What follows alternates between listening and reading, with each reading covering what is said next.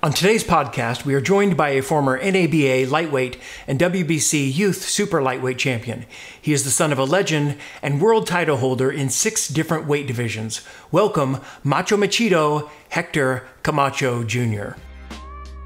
Welcome to Title Unboxed. With more than 40 years of experience in the fight game, our host, Doug Ward, will be covering every corner of the ring as we get comfortable between the ropes. We'll talk with both the lesser-knowns and the legends, discuss boxing's rich history and current state of the game. We'll also look at today's latest innovations, equipment breakdowns, and insights you won't uncover anywhere else. Join us now as we take a look inside Title Unboxed.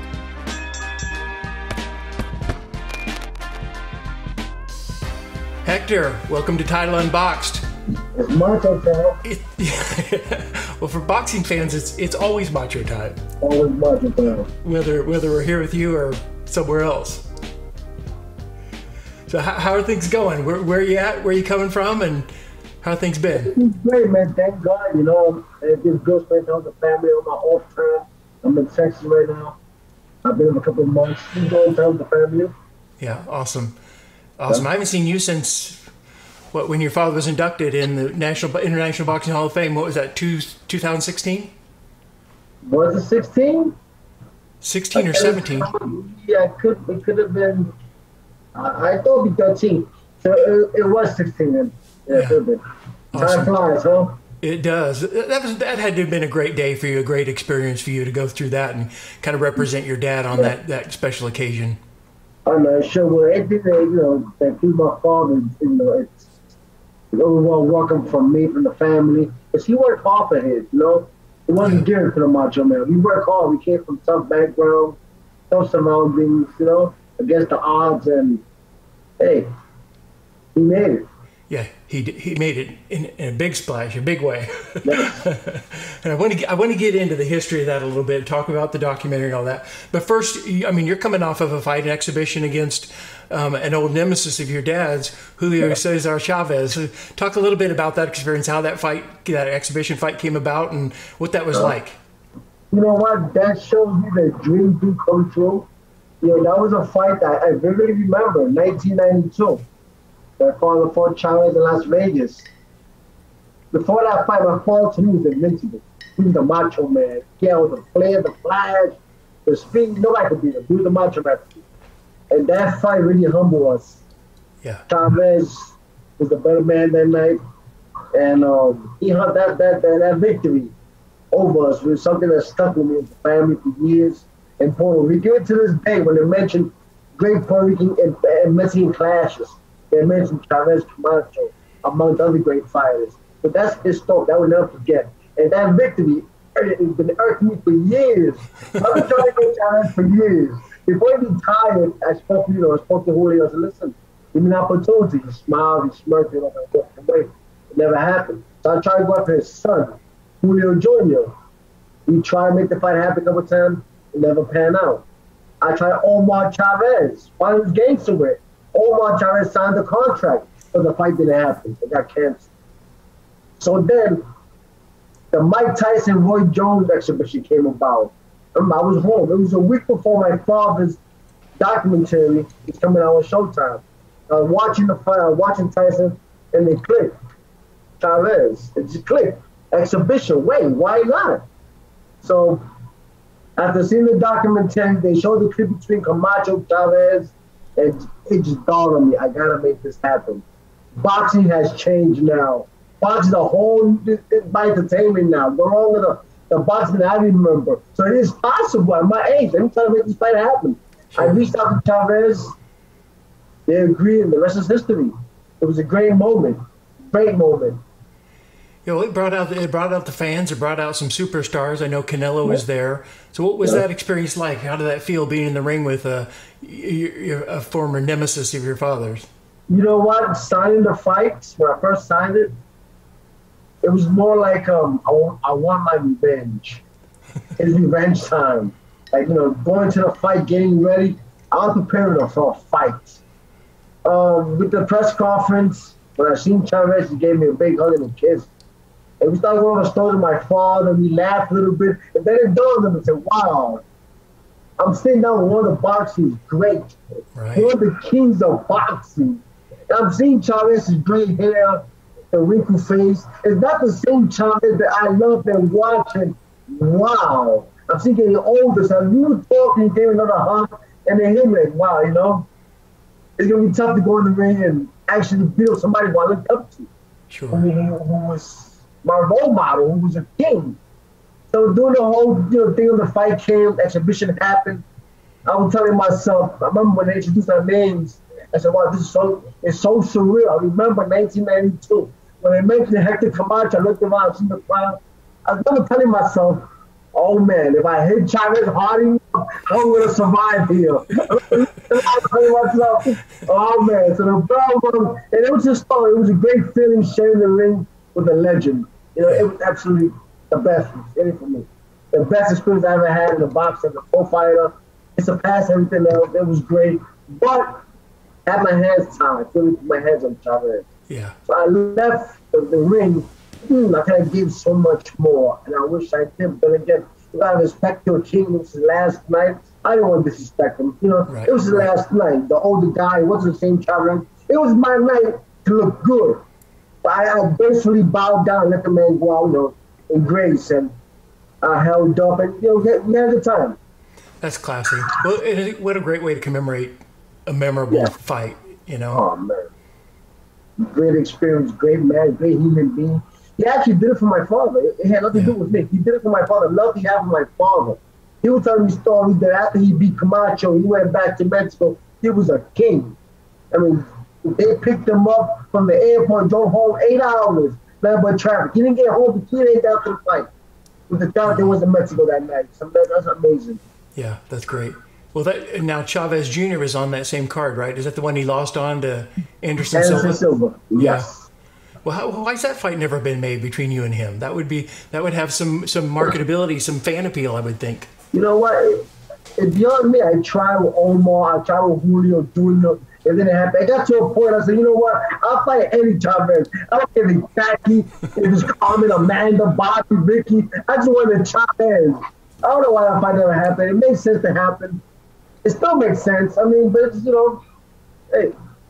Yeah. I got my sights on a bigger fight, and I'm wishing this person the best of all, which is Oscar De La Hoya. That's where my sights are at, Right. He want to come back to boxing. His fight got canceled. Through the COVID, I wish him the best and get better, champ. We fight through all these fighters. But I'm here to defend the Macho name and get my father revenge. It's Macho time.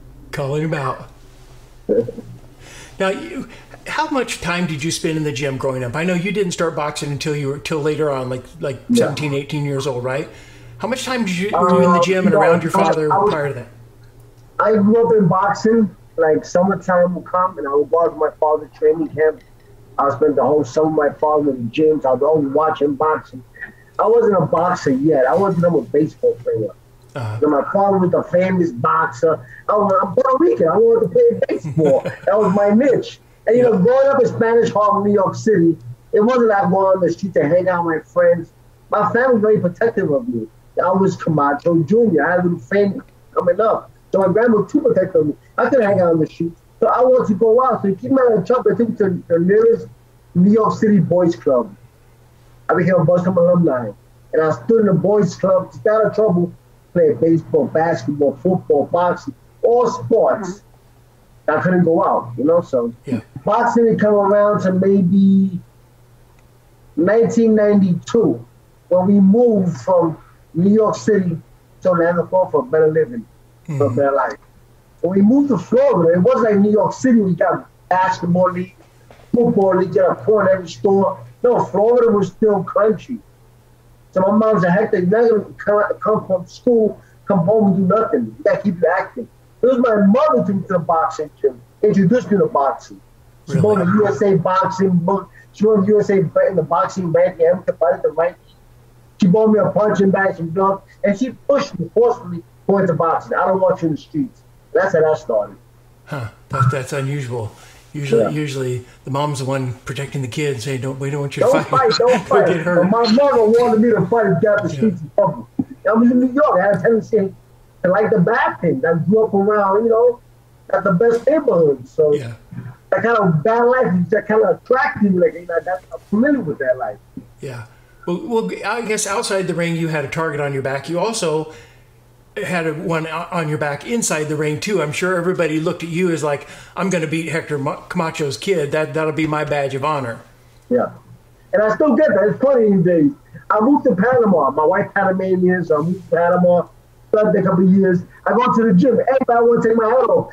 Can I spar? Yes, you can. I spar. Everybody want to spar. But if name say to black, I'll be Camacho. They're always going to target. And that's, listen, having the name is the pro. Of course, everybody named Camacho. But the flip side, the car part of it, that live by some big shoes to fill. Sure. I got picked on when I was young. I was always that target. Camacho Jr.'s fight. Always that target, man. So. Well, and that's tough too. I mean, you a legend like that, you do have big shoes to fill. What kind of pressures come with that when you've got your dad that is such an icon in boxing and you're just starting out? You know, boxing, I told myself, I'm not doing it to become better than my father. I'll be like my father. No, I came to boxing and wanted to become known for myself. Héctor Camacho Jr. Not just the son of Héctor Macho Camacho. Let me ask you a question. My father had a brother who became champion. You remember his name? Say that again? My father had a brother who became champion. Do you remember that? Do you remember him? I don't. I didn't want that happening to me. So that was my goal. Yeah. As a world champion, to be known for me. Yeah. And I thought I achieved that. I went to 1996 Olympic trials at the #1 amateur fight in the nation. I won a couple of national championships. I want to be known for myself, not just the son of Macho Camacho. And that's big shoes to fill. No matter what I do, I always be targeted as or compared to my father. So I knew that went into boxing. I said, you know what? I'm not going to let that faze me. And it did it. So my father is not a shadow for me to light. He's a macho man. He invented boxing. So that pressure was that much pressure on me. I was welcoming it. Because I was a macho man. My father was my icon, my hero. I was accepting it. You never somebody your father. Yeah, I know I won't. Okay, I don't want to be. That's not about me. That was in my mindset going into this boxing thing. To avoid the pressure. Because if I was to worry about it, I'll go crazy. Yeah. That's a good approach. You fed off of it. You didn't add extra pressure to you. I kept on with the routine, the outfit, the image, the showboating, the happiness, the fun part. But no matter what I do, I never be, compared to as big a father. I always get that. And I understand that Chavez have to go through that. Other fighters have to go through that. Having a famous father is tough. You got to be the best you can be. Right. So let's go back and you mentioned the documentary a little bit. That came out, what, 4 or 5 months ago? December, okay. What an amazing piece. I mean, some of these boxing stories, Christy Martin just came out with her documentary. This one, they're they're larger than life. They're unbelievable. If you didn't know they would have happened, you'd have gone, no, this somebody's making this up. But an amazing story. Yeah. The macho piece was definitely special. Big thanks to every draft, no productions did an awesome job to tell my father's life story in 90 minutes the way they did. That's no easy task at all. It was a great thing. Now, on the flip side, the personal side, us families, members, we have to want to put in the story. Some people say not true. But whatever it was, the doctor was great, and it showed the good light of my father. And my father's back on the map. People sort of forgot who the Macho Man was. I thank every draft again for putting our Macho Man Doc out there, reminding people who this great young Puerto Rican fighter for Spanish Harlem came from nothing. He lived the American dream. Yeah. This is a guy who came from Puerto Rico, born Puerto Rico, which is the United States. Didn't speak no English. Went to America at the age of 4. Went to box, got in trouble in the jail, came out, won some titles, and made it to the White House. That's the American dream. I don't know the way to put it. Yeah. But he lived life. He lived a legacy, and it lets me know, being a son, also following shoes, that anything is possible. We came from nothing, and he made anything in life possible. Hard work, dedication, and faith. Yeah. Well, the documentary plays that out really well, and they did a great job of showing what an enormous talent he had, what speed and technical ability he brought to the ring, but also against the backdrop of, you know, some drug and alcohol related issues. And you know what? Unfortunately, most of those great fighters come from that background. Boxing is a poor man's sport. Yeah. It's a beautiful sport. It's a dirty business. 95% of fighters retire broke. We have no retirement fund, no health plan. We have nada. You know what? It's a sacrifice your life to a sport for years. Make anybody around you money, management, promoters. And when you retire, you have to get a job. I mean, boxing is a hard sport. I'm the only sport, big sport, make sport they hit that don't require a college education. Right. It's brutal and it's unforgiving if you're not prepared, for sure. And you know, so much money is made in boxing. We need a change for the future of boxing. We need a change. Every time it's fun. It's sad, but you know, that's the realization when you come people from the streets. Most boxers come from nothing, and we make ourselves this hero. We leave our blood, sweat, and tears for the sport, like Macho Man and my father. They came from nothing, made it sport.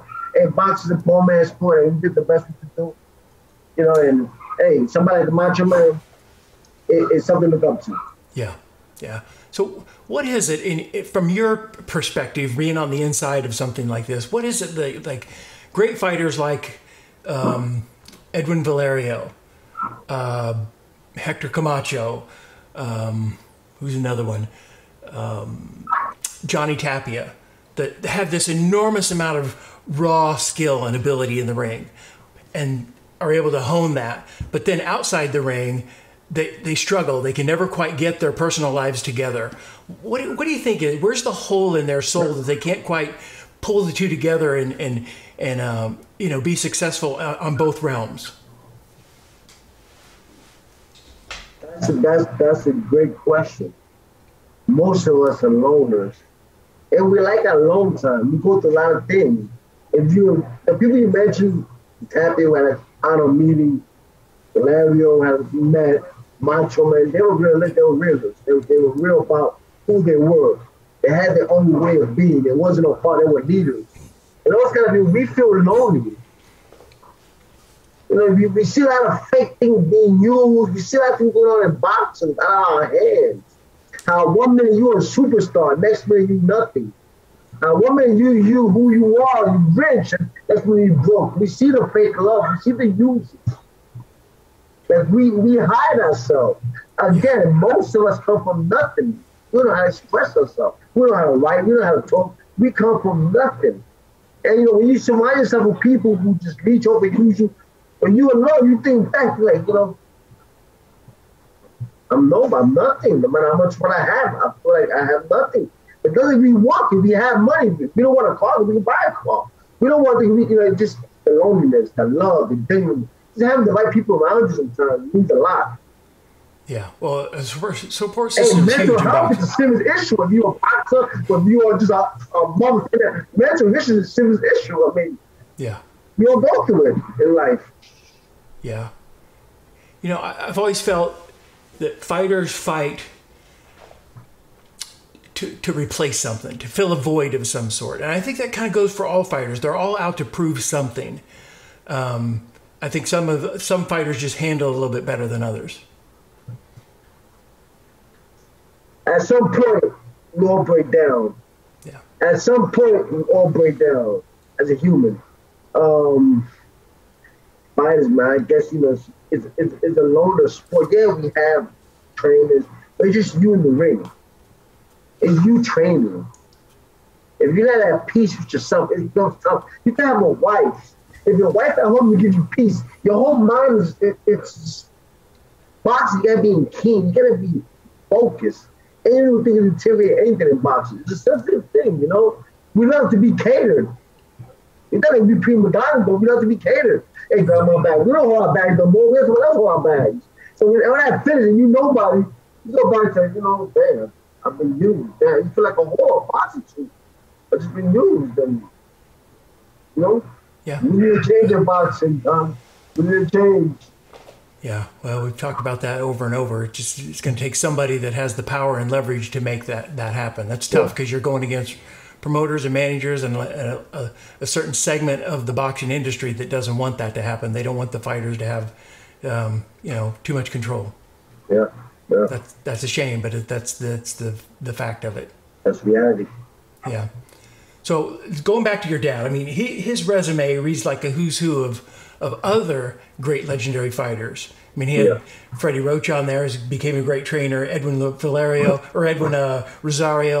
Cornelius Boza Edwards, Greg Haugen, Vinny Pazienza, Howard Davis Jr.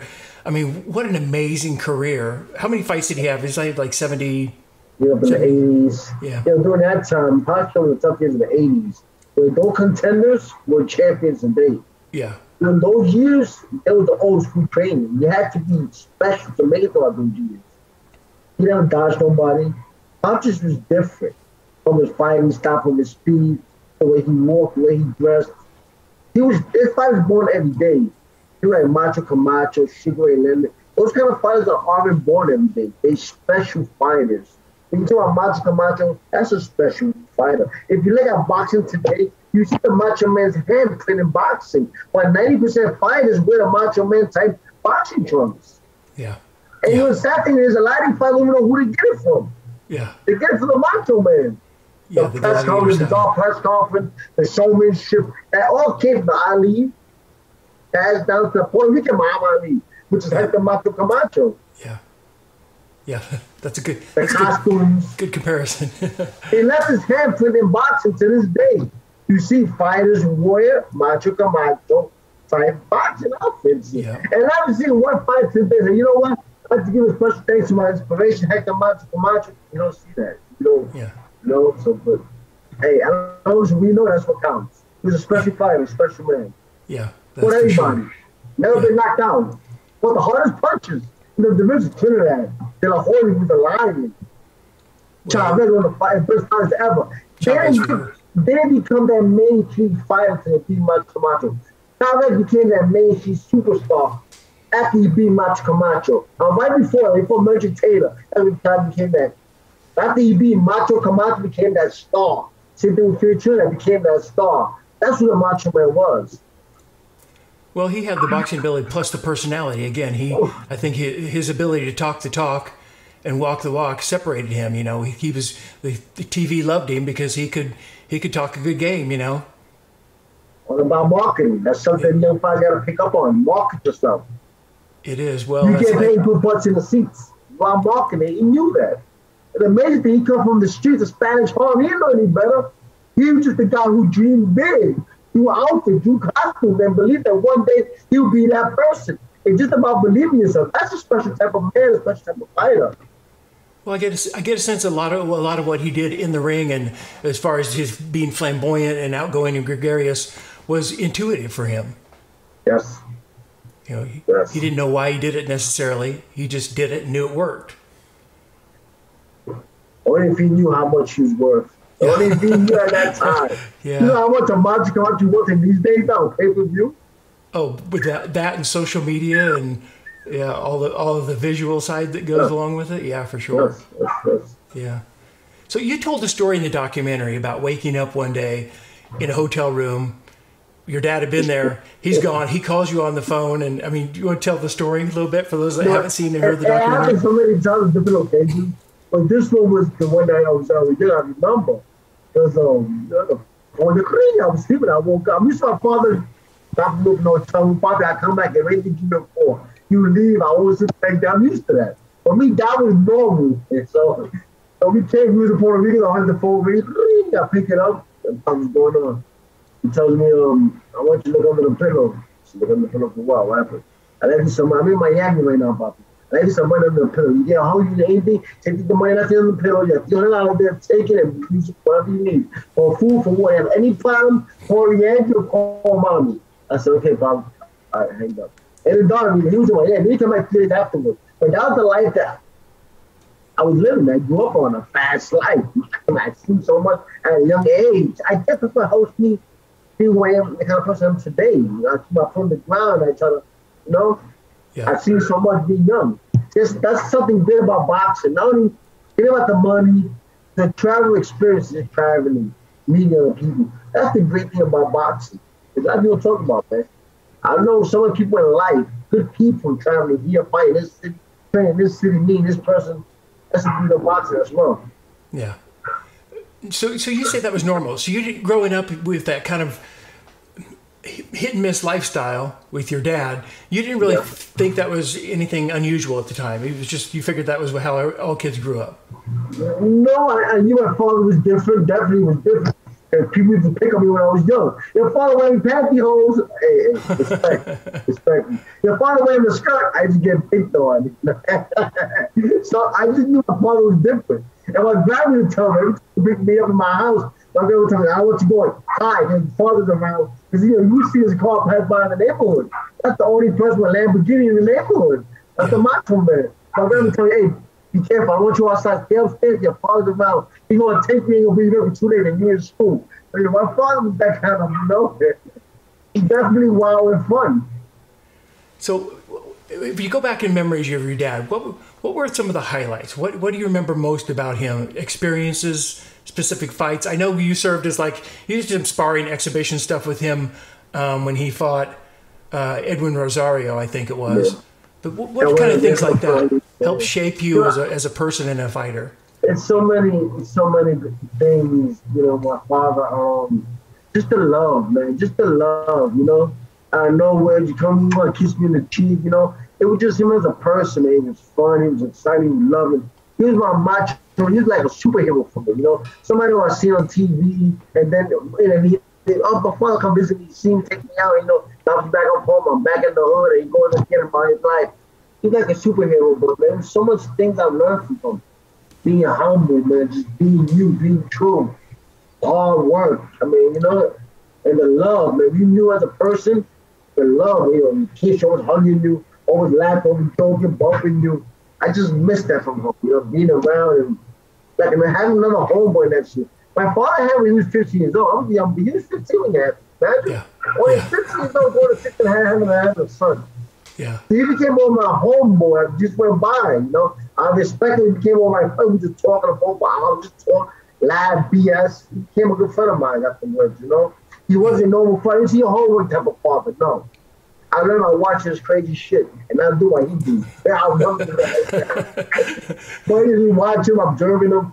I remember, I was like 7, 8 years old. We were in Puerto Rico. He driving his car. He was stopping the bar. He couldn't drink. He was stopping the bar. Everybody burning. Everybody was hollering. I used to watch from inside the car, look through the window and watch him drink, watch him, and observe him, beat his eyes. And I just tell him, he's come back to the car, Bobby, what you saw? I'll tell him everything I saw. I said, this guy talking. I said, the cup down. You know, I was his eyes. I was watching him, observe. So. Well, I think that's usually the case. You see somebody in your life, and you either do exactly as they're doing, or you use some of their mistakes and go, "Well, I'm definitely not doing that. I'm going to learn from what he did the hard way." You know what? And every layer is a positive, and I've seen how he carried himself around the people. Takes his time out, stop the car, get the car down. Mind me a picture, Mike? Come on, take a picture. Go in there, hang in the park, make people laugh. Do a little flirty, walk out. He gave himself to the people. I see how humble he was. He was a people person. He's a great person. Everyone will be around you. You bring light, you bring fun to the place. And that's who he was. I picked that from him. Because that's my father like that. The other part, the drinks, well, I don't like that shot. I'll prefer another shot. I won't take things he do, but I'll take the good thing out of it and bring it with me. And it worked out of Macho Man. He was a great person. Great person. He would never tell a lie. Really? He was sharp, yeah. Yeah. Well, and he was a fan-friendly fighter, and he loved the people, and that's part of maybe what filled his soul and made him feel good about what he was doing, was just the love and support he got from the fans, not just Puerto Rican fans, but worldwide. And he was a great technical fighter. He was a great fighter. I can tell you some stories. I remember when he fought Pazienza. I was like, 87, 86, I think it was, 87, 86. I was out there by Atlantic City, and, you know, I was in the elevator, so, you know, I guess Italian people. And I had to ask people, who you want to see, who you going for tonight? Héctor Camacho. People tell me, let me tell you something, kid. I can't stand Camacho. Oh, they kick his ass. I think his I was damn a fan.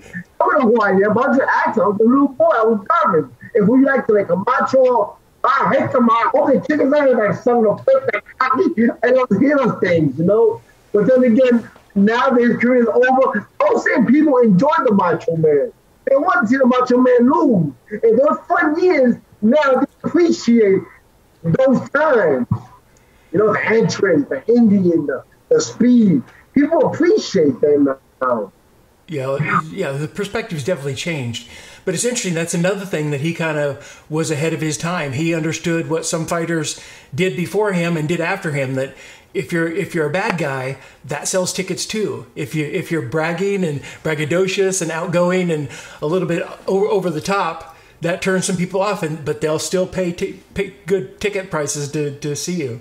That's the difference between Floyd Mayweather and Macho Camacho. Macho Man was cocky, he wasn't arrogant. Floyd gave you that arrogant feeling. That could be a persona, though. But like you said, it all boils down to selling tickets. Yeah. I don't know who Floyd got that from. Well, again, that goes back to the marketability. And I think some of the young social media guys, the Instagrammers, the YouTubers, some of those guys doing the exhibitions, they understand that. They get that. They go, that sells. You know what? I don't knock them. And people were talking bad about them, my fellow boxing peers. Are they making money? Hey, these guys win in boxing in one thing. They came with a fan base. They know how to sell tickets. They know how to make money. You cannot like that. The blueprint is there. Market yourself. Fighters, we need to know how to market ourselves. If you don't market yourself, then put no butts in the seats. These poor brothers, they came in with a fan base already. We can't get mad because they do their own thing. Do I take their fight seriously? No, I don't. Do I watch them? I don't fucking know. But am I bothered by it? No. They do what they're doing. They're their own thing. I get like that. Well, they're capitalizing on a market that's there. It's really about the market, not them. If people are willing to pay money to see them, that's on them, not the brothers. 100%. 100%. It all comes down to that. You know, we hit on it briefly, but we talk a lot about life after boxing. I know you ventured into promoting, managing, training fighters, and really giving back to the sport. So what else is there that you're working on that you're excited about right now? Well, I haven't really put my hands in boxing yet. I moved out of Panama the past year.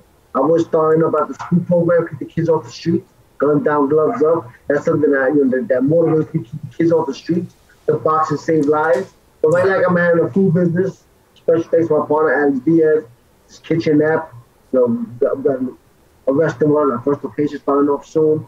Got my hands into that. Just trying to stay busy, always trying to give myself something. Like I said, in boxing, no time and fun. You gotta go out there and make your money. You gotta work. So I use my name for myself to my advantage. Sure. Come out your name, like a good name, okay? And we move it. And we move it around. That's what we're doing. It's hustling, it's work, Well, at the same time, that keeps your dad's name top of mind too. Keeps That's him in the goal. spotlight. Keep the legacy going. Yeah. Keep the name as high.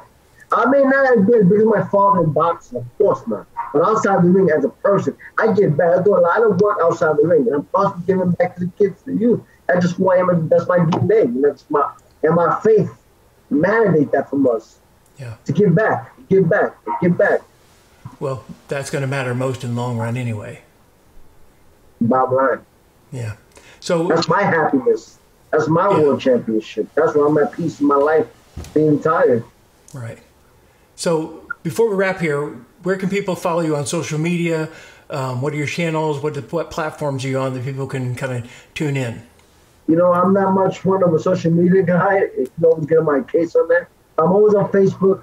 On IG, you can find me Héctor Camacho 3 on IG.